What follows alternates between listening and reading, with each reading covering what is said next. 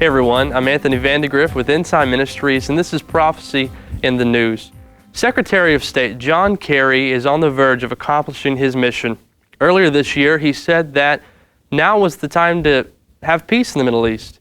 And he even went as far to say that if we don't accomplish peace now, we may not accomplish it. Well, Monday, July the 29th, John Kerry, Mahmoud Abbas, Benjamin Netanyahu, and others sat to have dinner, and they also resumed the peace talks. So what does this mean to you and me? What is the significance of these peace talks being resumed? The Bible actually has a prophecy about this found in Daniel chapter 9, verse 27. Feel free to read it and follow along. But it gives us some clues about things that will happen after this peace agreement is actually confirmed. But we need to be sure that it's the right peace agreement in the first place. Some things to look for is that this peace agreement is going to establish and settle the borders of Israel for a 7-year period. It will give them the right to live in the West Bank, and that's also Judea, Samaria. They will be able to abide there, but under Palestinian authority.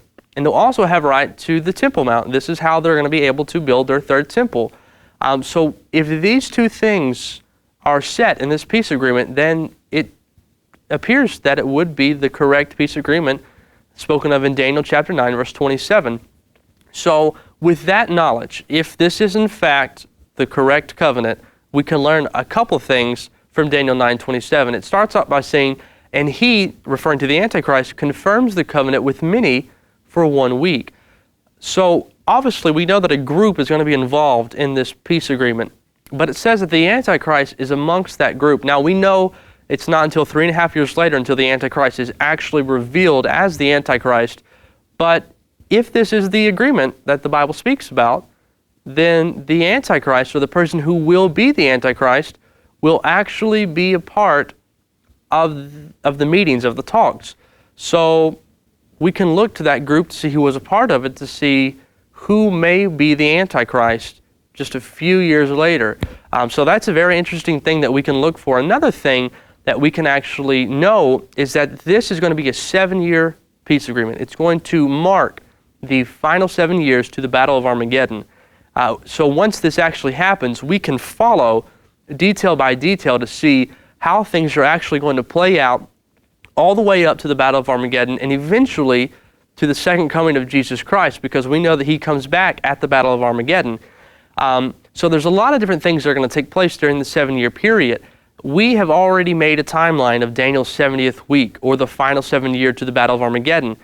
If you would like a copy of this timeline, I'll send it to you. I'll email it to you. If you just send me an email requesting it, my email is avandegrift, that's AVANDAGRIFF @endtime.com. Send me an email and I will send you this timeline, and you can follow along with us as we track the events of the final 7 years. We're going to see things like the rebuilding of the third temple, the animal sacrifices being started all over again. We'll see things like the abomination of desolation. We're going to see the mark of the beast, the revealing of the Antichrist, the Great Tribulation. We're going to get all the way up to the Battle of Armageddon. We're going to see the wrath of God, and then we're going to see the second coming of Jesus Christ and the rapture of his church.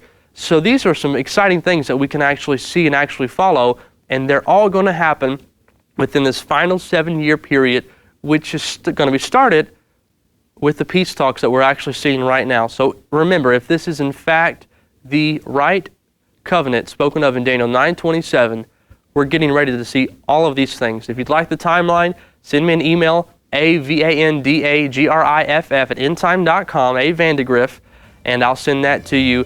So keep watching the news, keep following everything, because we may just be watching a prophecy come to pass. Thank you for watching today. I'm Anthony Vandegrift with Endtime Ministries, and this has been your Prophecy in the News.